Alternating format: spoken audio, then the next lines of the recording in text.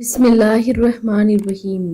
زینب Islamic T V کی طرف سے میں آپ لوگوں کے ساتھ رسول اللہ صلی اللہ علیہ وآلہ وسلم کا بہت ہی پیارا فرمان شیئر کرنے جا رہی ہوں کہ لمحہ فکر یہ ہے کہ بس کہیں سے بھی پیسہ آئے۔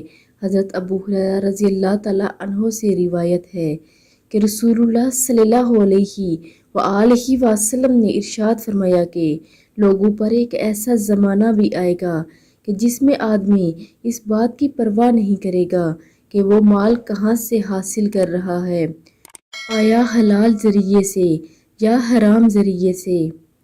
یہ لمحہ فکر کی بات ہے کہ نبی کریم صلی اللہ علیہ وآلہ وسلم نے فرمایا کہ لوگوں پر ایسے زمانہ بھی آئے گا کہ لوگوں کو یہ پرواہ نہیں رہے گی کہ پیسہ حرام سے آیا یا حلال سے، بس یہی فکر رہے گی کہ کہیں سے پیسہ آئے۔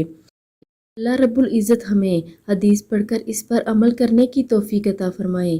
آمین ثم آمین۔